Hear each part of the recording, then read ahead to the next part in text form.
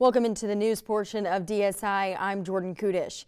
Maryland is getting federal help to help fight COVID-19 from FEMA. The state announcing they are set to receive more than $340 million in federal grant money.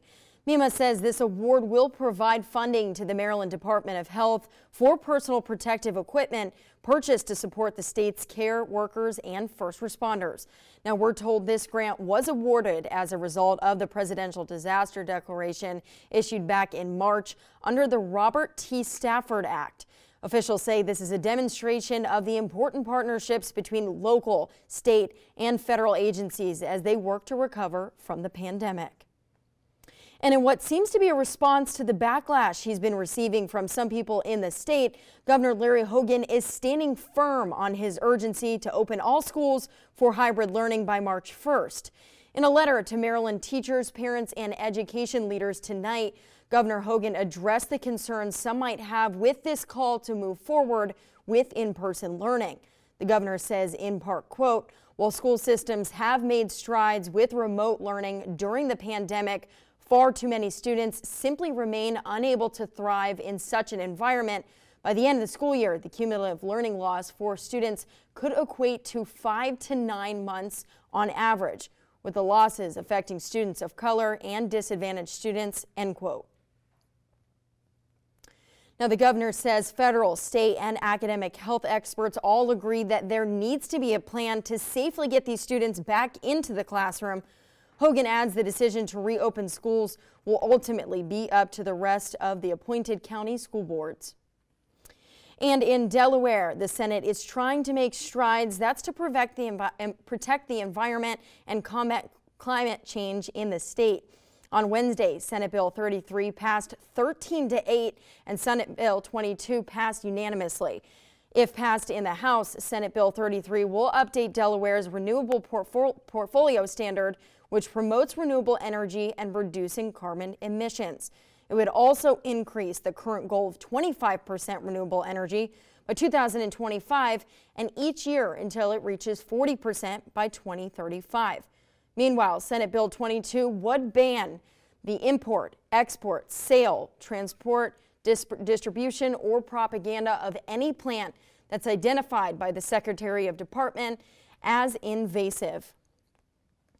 And Capitol Police are investigating Congressman Andy Harris. That's after he allegedly tried to bring a concealed weapon onto the House floor on Thursday.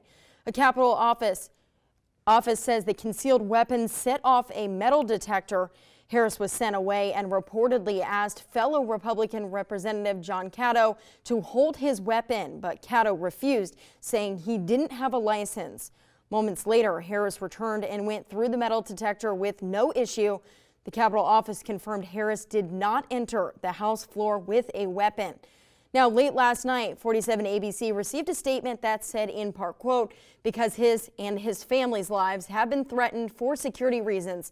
The congressman never confirms whether he's carrying a firearm for self-defense. Now we're going to toss things over to Chief Meteorologist Daniel Johnson for a look at your weather. Thank you, Jordan. Here's a live look on the boardwalk in Ocean City.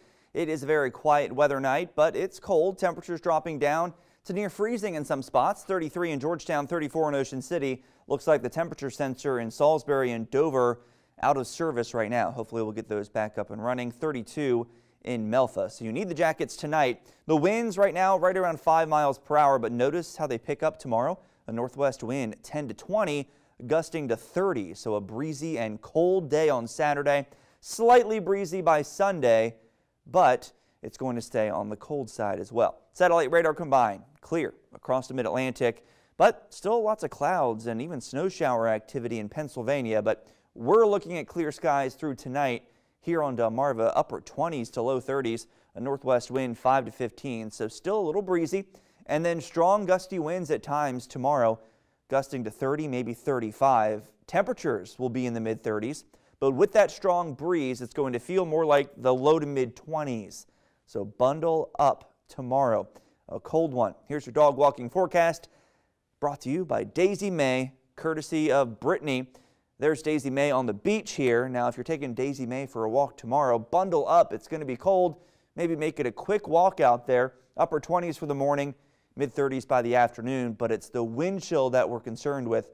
It's going to feel like the 20s all day long. Now, because of that wind, gale warnings in effect for the Atlantic and the Delaware Bay tomorrow. Small craft advisory for the Chesapeake Bay. Plenty of sunshine for the weekend, but it's going to be cold sunshine out there. Bundle up. Some extra clouds will be building in on Sunday ahead of our next system. And here it is Monday afternoon and Monday evening. The rain begins. Looks like that wintry mix will likely stay north. Dover could start as a wintry mix. That's Monday. Now let's jump to Thursday. Some of the latest models coming in and showing a bit of a rain-snow mix. Rain may be ending as some heavy snow Thursday evening, according to our GFS model. If that happens, we're going to have some accumulating snow.